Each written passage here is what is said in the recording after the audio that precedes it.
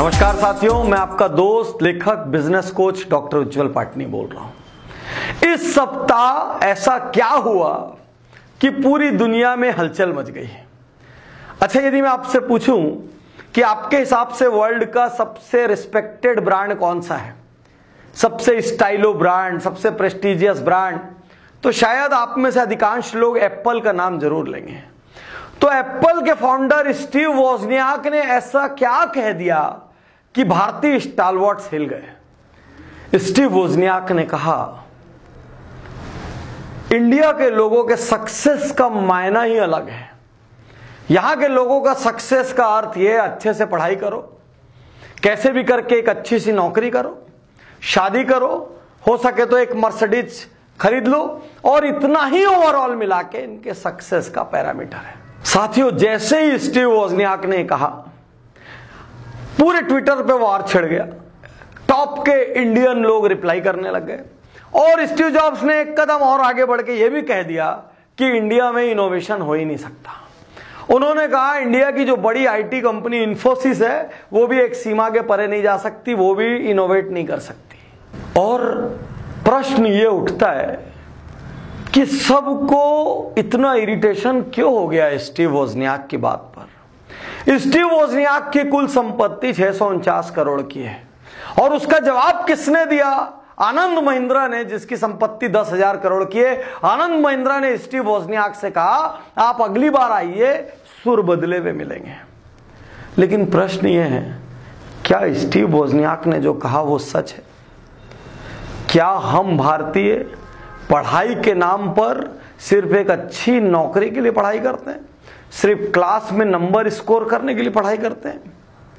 यदि मैं यहां आज आपसे कहूं कि स्टीव वोजनियाक ने कुछ गलत नहीं कहा, तो शायद आप में से कुछ लोगों को बुरा लग जाए। लेकिन मैं आज आपसे प्रश्न पूछता हूं, आपका बच्चा जिस स्कूल में पढ़ता है, वहां क्या चीज का वार है? क्या एक एक नंबर का वार नहीं है? आपका बच्चा स्कूल में डांट नहीं खाया जब उसके नंबर कम आए? क्या आपके बच्चे ने कभी कोई तोड़फोड़, कोई नई चीज क्रिएट करने की कोशिश की तो उसको सराहना मिली, या बदले में पेरेंट्स को बुलाया गया कि देखो आपका बच्चा क्या करता है? साथियों, हमारे इंडियन स्कूली सिस्टम में एक्सपेरिमेंट और रिसर्च के लिए कोई जगह नहीं है। यहां तक कि टीचर ने जो आंसर सिखाया है, उसकी जगह आपने दूसरा आंसर लिख दिया तो टीचर आपकी क्लास ले लेगी कि क्या कहीं ट्यूशन जा रहे हो, या किसी दूसरी बुक से पढ़ रहे हो, या ज्यादा होशियार बनते हो, जो मैंने पढ़ाया वो नहीं लिख सकते। यहां पर कोई अभिव्यक्ति की स्वतंत्रता या आइडियाज की स्वतंत्रता जैसा कुछ है ही नहीं। इस देश की स्थिति ऐसी है दोस्त कि यदि केस स्टडी की जाए तो इंग्लिश जो पढ़ा रहा है टीचर 80% स्कूलों में, खासकर टियर 2 टियर 3 सिटीज में, उसको खुद इंग्लिश नहीं आती। जो पर्सनैलिटी डेवलपमेंट पढ़ा रहा है, उसको देखने के बाद आपकी पर्सनैलिटी डेवलपमेंट करने की इच्छा ही खत्म हो जाएगी। आप बोलोगे मैं जैसा ही हूं वैसा ठीक हूं।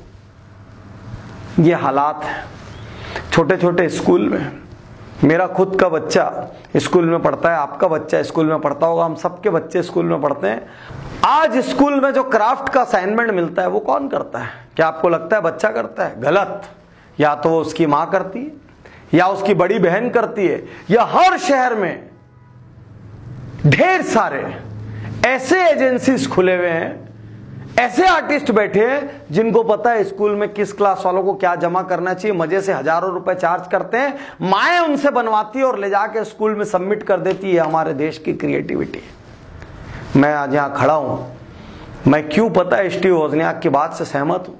क्योंकि मेरे ऑफिस में कुछ दिन पहले कुछ पदों के लिए इंटरव्यू हुए, जिसमें प्यून के पद के इंटरव्यू के लिए कई एमए और कई एमकॉम लोगों ने अप्लाई किया, और ये बोलते वक्त मेरे को पीड़ा आया था। पीड़ा जब मैंने उसको मना किया तो वो मुझसे कहता है कि सर, ऊपर भी नौकरी नहीं मिलेगी, नीचे भी नौकरी नहीं मिलेगी, तो क्या करेंगे? हमारे देश की स्थिति ऐसी है कि 12th क्लास में पढ़ने वाले को डीडी बनाना नहीं आता, चेक साइन करना नहीं आता, वो पोस्ट ऑफिस में जाके एक छोटा सा प्रोसेस नहीं कर सकता। कई बार यह संभव है कि उसने बैंक तक में कदम न रखा हो। यह कैसी एजुकेशन व्यवस्था है जो फेल होने की इजाजत ही नहीं देती, जो प्रयोग करने की इजाजत ही नहीं देती। कुछ दिन पूर्व फ्लाइट में मुझे अमेरिका का एक प्रोफेसर मिला। वो कहता है हमारे यहां बच्चा स्कूल पास होते होते और फर्स्ट सेकंड यूजी तक आते आते वो कई बार अपने बिजनेस शुरू करके फेल हो चुका होता है, और हमारे यहां का बच्चा ग्रेजुएट होते तक भी मां के पल्लू से बंधा हुआ रहता है। वो कहते हैं हमारे यहाँ का बच्चा कपड़ा धो लेता है, हमारे यहाँ का बच्चा फील्ड वर्क कर लेता है, हमारे यहाँ के बच्चे को गार्डनिंग आती है, हमारे यहाँ का बच्चा मशीन सुधार लेता है, हमारे यहाँ का बच्चा एडवेंचर कर लेता है। हमारे यहाँ का बच्चा क्या करता है? कुछ नहीं करता, क्योंकि उसके घर वाले हर चीज उसको मैनेज करके दे देते हैं। एक तरफ घर मैनेज करके दे देता है, दूसरी तरफ स्कूल प्रयोग नहीं करने देता। क्या गलत कहा स्टीव वोज़नियाक ने? क्या गलत कहा? मैं आपको बता रहा हूं, यही चलता रहना, भारत पढ़े लिखे अनएम्प्लॉयबल लोगों का देश बन जाएगा।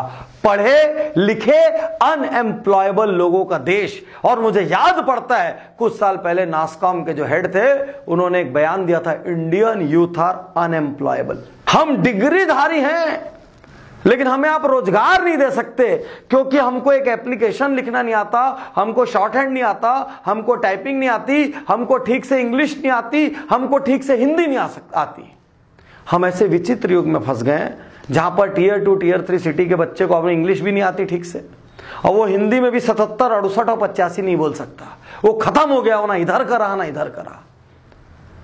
तो अब क्या करें? देश को क्लर्कों का देश बना दे? अब क्या करें? और जिसपे इतराते हो, सत्या नडेला, इंदिरा नूई, ये इंडिया ने बड़ा किया गया इनको। ये सब की प्रतिभा फॉरेन में जाके जब इन्होंने पोस्ट ग्रेजुएशन किए, बड़ी बड़ी कंपनी में वो सोचने का इकोसिस्टम मिला, तब जाके सत्या नडेला बने और इंदिरा नूई बने। ये तो आप और हम खुश होने के लिए बोलते, भारतीय मूल के होते रहिए खुश, लेकिन वही सत्या नडेला हिंदुस्तान में रहते तो निपट जाते हो। वही इंदिरा नूई हिंदुस्तान में रहती तो आधे समय वो घर में बच्चों को बैलेंस करने में, बाद में सास ससुर को बैलेंस करने में, उसके बाद समाज को बैलेंस करने में, उसके बाद वर्क प्लेस को बैलेंस करने में खत्म हो जाती। यही इंडिया है। क्या हम ऐसे इंडिया से अगली सदी में जाएंगे? आज इस केस स्टडी के माध्यम से मैं आपको जगाना चाहता हूं, क्योंकि हमारा काम यही है। एक्सीलेंस गुरुकुल और वीआईपी जैसे प्रोग्रामों में लोग आते हैं, अलग अलग केस स्टडी से हम उनको जगाते हैं, उनको सोचने पर मजबूर करते हैं। देखिए दुनिया में क्या हो रहा है, दुनिया क्या कर रही है। तो साथियों, आज हमको सोचना होगा कि ऐसे पढ़ाने से क्या ना पढ़ाना अच्छा है, या हम सब मिल के आवाज उठाएं इस देश के एजुकेशन सिस्टम को प्रयोगशील बनाने के लिए, इस देश में असफलता को सम्मान दिलाने के लिए, क्योंकि जीतने के पहले हारना जरूरी है, नहीं तो हार से इतना भय पैदा हो जाएगा कि जीतने की कोशिश भी नहीं करोगे, यहां तक कि ट्राई नहीं करोगे। इस देश में रिसर्च का एनवायरनमेंट डेवलप करने के लिए स्थिति इतनी विचित्र है। कंप्यूटर में आज जो बुक स्कूल में पढ़ाई जा रही है, वो टेक्नोलॉजी 3 साल पहले ऑब्सोलीट हो चुकी है, लेकिन पुस्तक बदली नहीं गई। वर्ल्ड की जिन चीजों के बारे में आज हमारा एजुकेशन सिस्टम बात कर रहा है, वो चीजें आधी से ज्यादा ऑब्सोलीट हो गई है और पुस्तकें बदली नहीं गई है। टीचर को नहीं पता है। जब टीचर को नहीं पता और पुस्तक नहीं बदली, और इंजीनियरिंग कॉलेज के अंदर डेमो के लिए जो मशीन थी, वो मशीन 20 साल और 50 साल पुरानी है। बीसीए जैसे कोर्स में जो व्यक्ति जिस कंप्यूटर पे चला रहा है, वो कंप्यूटर 10 साल पुराना है। ये बनेगा इंडिया? इस तरीके से हम बनेंगे सुपर पावर, या इस तरीके से हम इंडिया से निकल के दुनिया में जहां जहां भी कोई अचीव करेगा उसको भारतीय मूल बोल के खुश होते रहेंगे? अब भारतीय मूल नहीं, भारत में टैलेंट पैदा करने होंगे।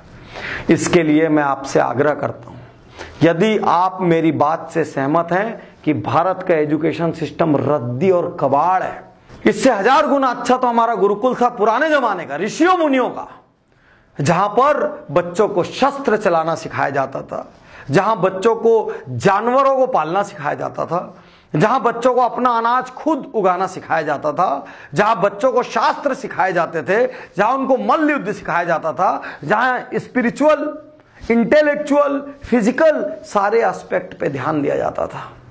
आज कुछ एस्पेक्ट नहीं बचा। आपका बच्चा एग्जाम में क्या नंबर लाया और मेरा बच्चा क्या नंबर लाया, ये इंडिया सुपर पावर नहीं बन सकता। मेरी कड़वी सच्चाई सुन लीजिए, यदि इंडिया का एजुकेशन सिस्टम ऐसा रहा, हम कभी सुपर पावर नहीं बन पाएंगे, हम औसत क्लर्कों का देश बन के रह जाएंगे। हम पूरी दुनिया के लोगों के लिए काम करेंगे और पूरी दुनिया हमको नौकर बना के रख लेगी। जो एंटरप्रेन्योर्स का देश था वो नौकरों का देश हो जाएगा। यदि आप मेरी बात से सहमत है कि भारतीय एजुकेशन सिस्टम को स्क्रैप करके प्रैक्टिकल एजुकेशन सिस्टम, जिसमें प्रैक्टिकल लर्निंग हो, जिसमें इंटेलेक्चुअल, जिसमें सोलफुल, जिसमें फिजिकल, जिसमें अपने आप से एकांत में बात करना सिखाया जाए, जिसमें खुद का स्वॉट, स्ट्रेंथ, वीकनेस, अपॉर्चुनिटी, थ्रेट जैसे एनालिसिस करना सिखाया जाए, जिसमें लिसनिंग पे जोर दिया जाए, जिसमें प्रैक्टिकल और प्रैक्टिकल पे फोकस हो, ऐसा एजुकेशन सिस्टम यदि लाना है तो आपको इस वीडियो को शेयर करना होगा। आपको इस वीडियो को इतनी बड़ी तादाद में शेयर करना पड़ेगा जिससे कि स्कूल के टीचरों की, कॉलेज के प्रोफेसरों की और शिक्षा मंत्रियों की, इन सब की आंखें खुल जाए। आपको इसको भारत का टॉप ट्रेंडिंग वीडियो बनाना पड़ेगा यदि आपको अपने बच्चों को बचाना है।